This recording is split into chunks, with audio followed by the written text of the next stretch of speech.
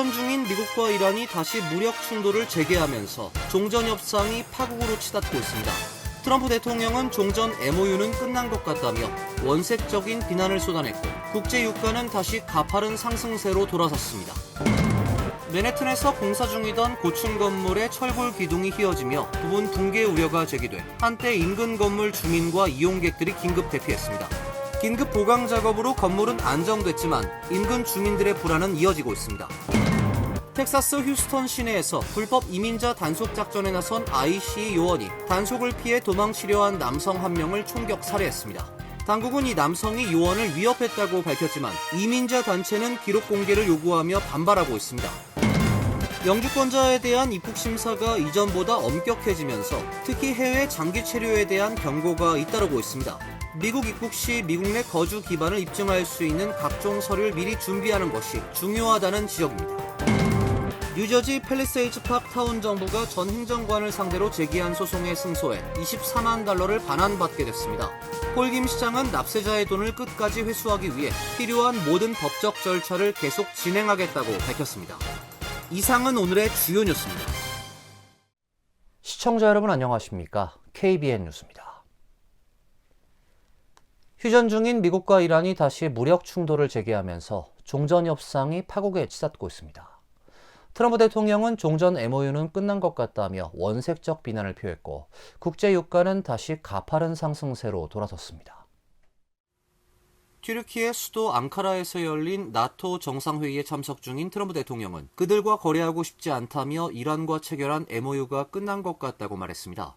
대통령의 발언은 이날 호르무즈 해협을 둘러싸고 미국과 이란의 무력 충돌이 재점화한 직후에 나왔습니다. 미군 중부사령부는 이란이 전날 호르무즈 해협을 지나던 유조선들을 공격한 데 대한 대응으로 이란 내 80여 개 표적을 공습했고 이에 이란도 쿠웨이트와 바레인 등에 있는 미군 시설 85곳을 보복 타격했습니다. 따라서 트럼프 대통령의 발언은 이란과의 후속 협상이 지지부진한 가운데 무력 공방까지 재개되면서 휴전 합의가 사실상 파기된 것이 아니냐는 인식을 드러낸 것으로 풀이되고 있습니다. 트럼프 대통령은 이란을 향해 그들은 쓰레기고 지긋지긋한 사람들이라며 만일 그들이 핵무기를 가졌다면 사용할 것이라며 원색적인 비난을 쏟아내기도 했습니다. 이란에 대한 트럼프 대통령의 강경 발언 직후 국제 유가가 5% 이상 급등했습니다. 브렌트유 8월 인도분 선물가는 5.4% 급등해 배럴당 78달러 선을 넘어섰고 미국의 서부 텍사스유도 5.8% 뛰어 배럴당 74달러 55센트에 달했습니다. 뉴욕 맨해튼에서 공사 중이던 고층 건물의 철골 기둥이 휘어지며 붕괴 우려가 제기되자 인근 건물 주민과 이용객들이 긴급 대피하는 소동이 발생했습니다.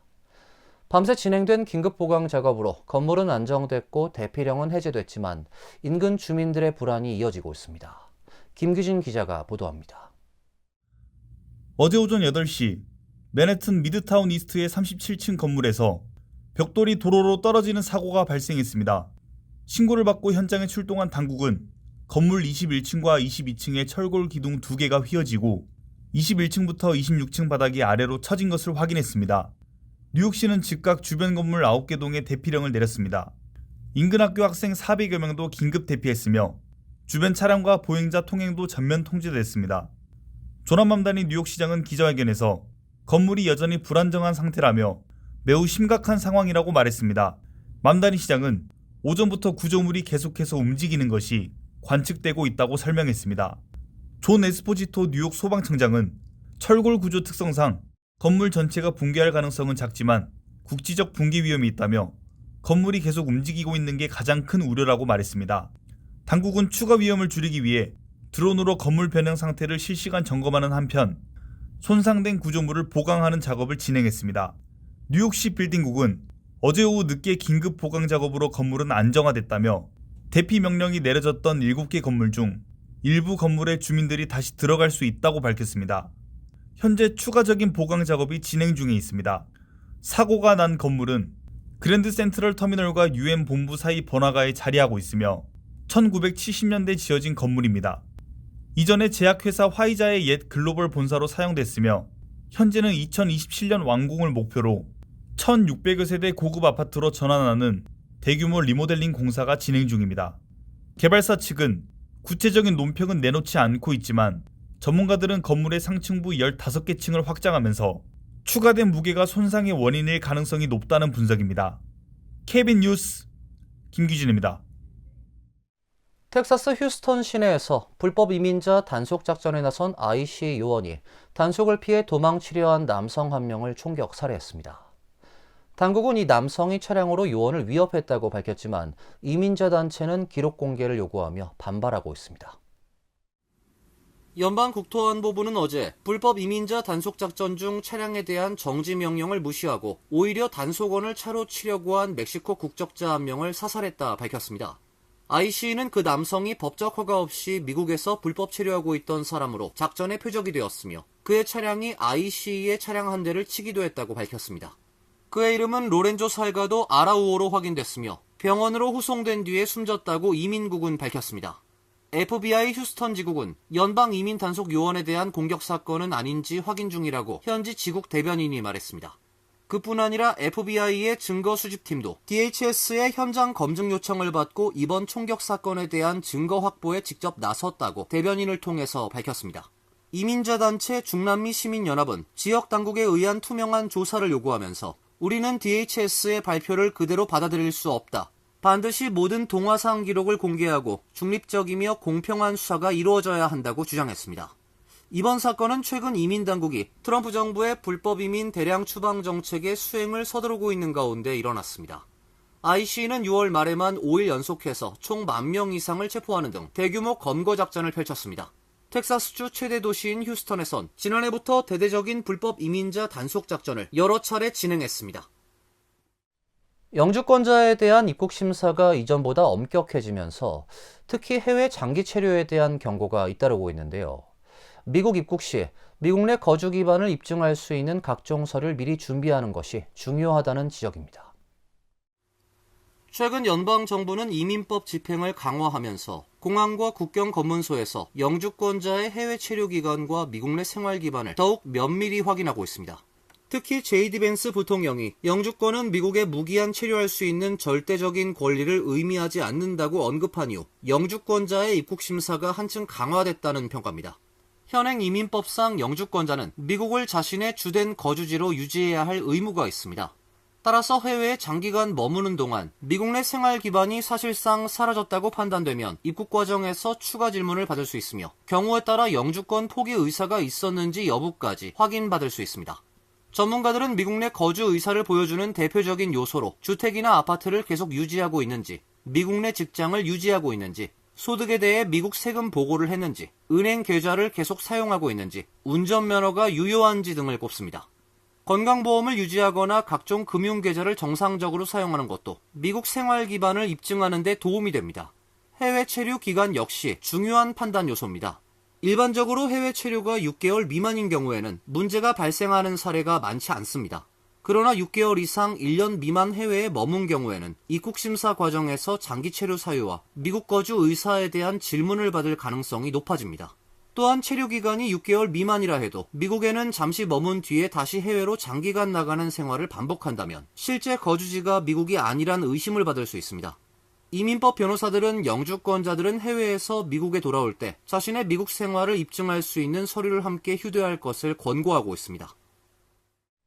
법원이 지난 2020년 대통령 선거 당시 조지아주 선거관리 요원 신상을 공개해달라는 정부 측의 요청을 기각했습니다. 법원은 당시 부정선거가 있었다고 해도 공소시효가 이미 만료됐기 때문에 조사할 의미가 없다고 밝혔습니다. 조지아주 연방지방법원 빌리 레이 판사는 어제 조지아주 풀턴 카운티 선거요원의 신상 공개 여부는 2020년 대선이 부정선거라는 법무부의 주장과는 아무런 관련이 없다며 정부의 요청을 기각한다고 밝혔습니다. 법무부는 2020년 대선 당시 조지아주 풀턴 카운티 선관 요원들의 이름, 직책, 자택 주소, 이메일과 전화번호 등의 신상을 공개해달라고 법원에 요청했었습니다. 이에 대해 풀턴 카운티 선관위는 법무부의 요청은 정치적인 탄압이며 선관 요원의 신변을 위협하고 있다고 반박했습니다. 트럼프 대통령은 자신이 패배한 2020년 대선 당시 조지아주 풀턴 카운티에서 부정선거가 저질러졌다고 주장을 해왔습니다. 트럼프 측 루돌프 줄리아니 변호사는 당시 조지아주 선관 요원 2명의 신상을 공개하며 개표 조작에 가담했다고 주장했다가 민사소송에서 1억 4,800만 달러 배상 판결을 받았습니다.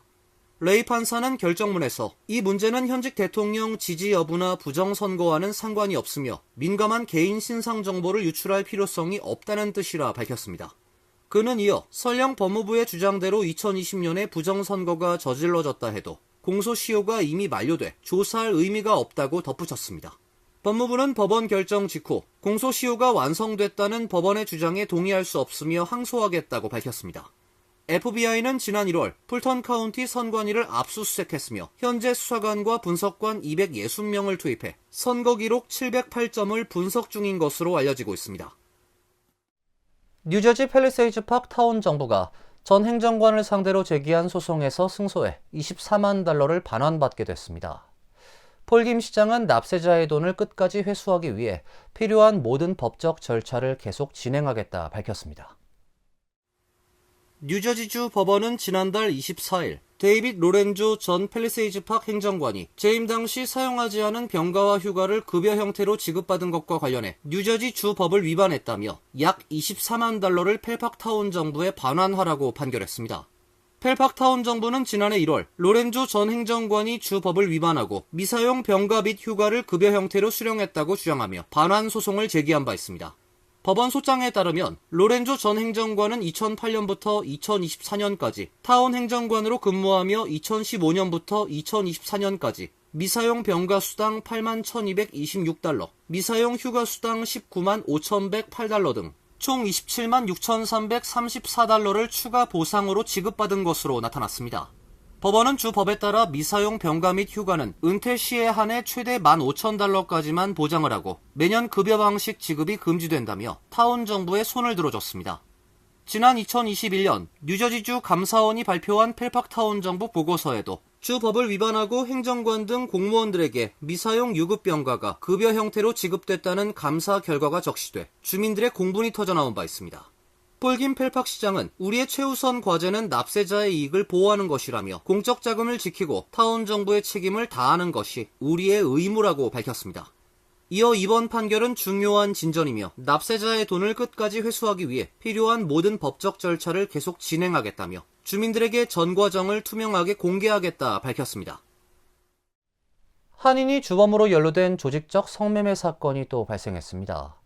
워싱턴주에서 다수의 마사지 업소를 대상으로 한 수사 과정에서 한인 남성이 조직범죄 주도 및 성매매 알선 혐의로 기소됐습니다. 워싱턴주 피어스 카운티 검찰은 불법 성매매 업소 운영 의혹과 관련해 38세 한인 김남수 씨를 조직범죄 및 성매매 알선 혐의로 기소했다고 밝혔습니다. 검찰은 김 씨가 지난해 11월부터 올해 3월까지 성매매 관련 범죄 행위에 관여하며 3명 이상의 인력을 조직 관리하거나 자금을 지원한 혐의를 받고 있다고 밝혔습니다. 수사 대상이 된 업소는 레이구드 지역의 오션 스파와 로즈 스파로 경찰은 두 업소가 정상적인 마사지 업소를 가장한 불법 성매매 장소로 이용됐다 밝혔습니다. 레이구드 경찰은 수개월간 두 업소를 조사한 뒤에 지난 3월 압수수색을 실시했습니다. 경찰은 현장에서 4만 5천 달러 이상의 현금과 장부, 휴대전화, 전자기기, 사업 관련 서류, 성매매 광고에 사용된 웹사이트 정보 등을 확보했습니다. 또 업소 내부에서는 콘돔이 숨겨진 위장캔과 약병, 오션스파 내부 ATM에서 인출된 1,020달러 등이 발견됐다고 경찰은 밝혔습니다. 경찰은 공동 피고인인 트윗한 부의 희긴 보텀이 해당 업소들을 관리하며 성매매 수익을 챙긴 것으로 보고 있습니다. 김 씨는 지난달 30일 레이구드 경찰에 체포됐습니다. 조직범죄 주도 혐의는 유죄가 인정될 경우 최대 종신형과 5만 달러의 벌금형이 가능하며 각각의 2급 성매매 알선 혐의는 최대 5년 징역 또는 10,000달러 벌금형에 처해질 수 있습니다. 전국적인 폭염 속 차량 내 아동을 방치해 사망하는 일이 잇따르고 있습니다. 펜실베니아에선 생후 14개월, 플로리다에선 2세 여아가 차량 안에 방치돼 숨지는 비극이 발생했습니다. 생후 14개월 된 딸을 뜨거운 차량 안에 방치해 숨지게 한 아버지가 3급 살인 혐의로 기소됐습니다. 펜실베니아 노샘프턴 카운티 검찰에 따르면 38세 아버지 다니엘 모이스트는 지난달 11일 SUV 뒷좌석에서 숨진 채로 발견된 딸과 관련해 3급 살인과 과실치사, 아동복지 위협, 무모한 위험 초래, 차량 내 아동 방치 등의 혐의를 받고 있습니다.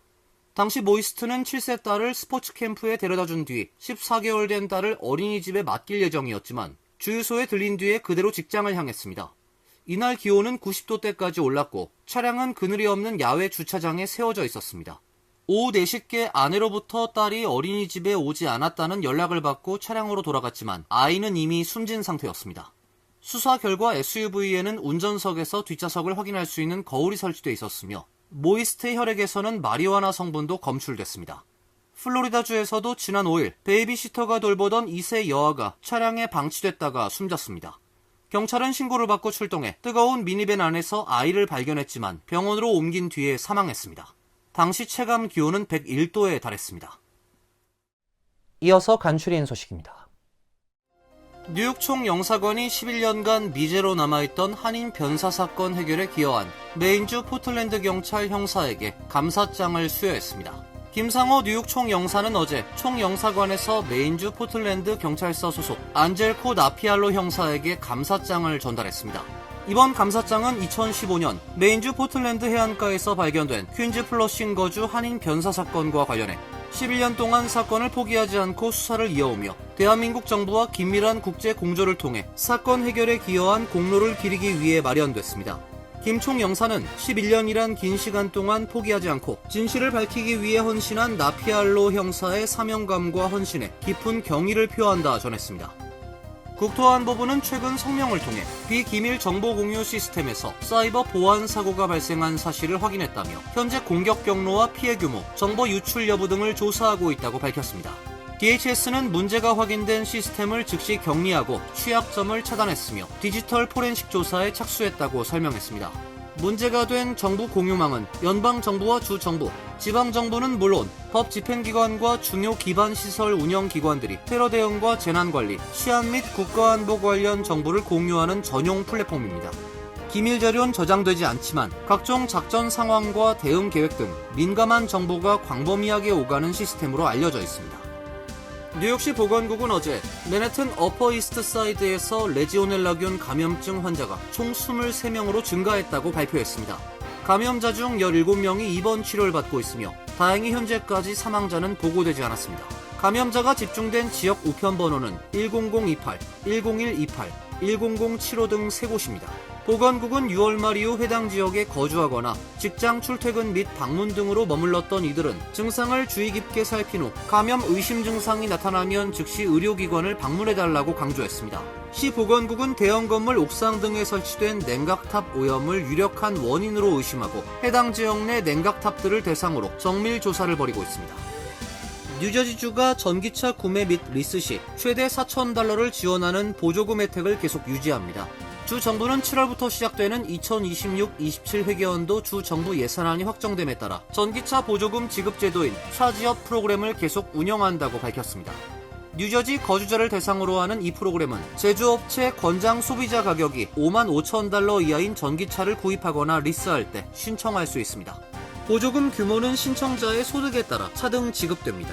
연소득이 개인 $75,000, 부부 합산 $150,000 이하인 경우 차지업 플러스 혜택이 적용돼 최대 $4,000까지 지원받을 수 있습니다. 이 소득 기준을 초과하면 $1,500의 보조금이 지급됩니다. 보조금은 차량 구입 및 리스 가격에 자동으로 반영됩니다.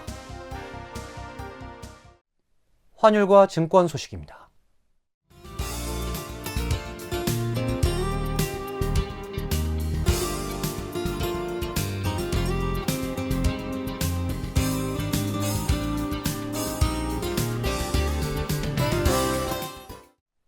이어서 날씨입니다.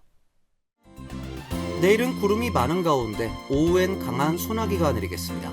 낮 최고 기온 83도, 섭씨 29도, 밤 최저 기온 72도, 섭씨 22도로 예상됩니다. 금요일도 천둥 번개를 동반한 소나기가 예보되어 있습니다. 토요일은 약간 구름이 끼는 대체로 맑은 날씨가 예상됩니다. 이상으로 KBN 뉴스를 마칩니다. KBN과 함께 즐거운 시간 되시길 바랍니다.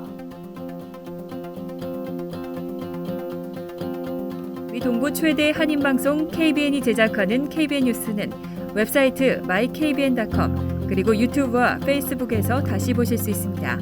좋아요, 구독, 알림 설정은 뉴스 제작에 큰 도움이 됩니다.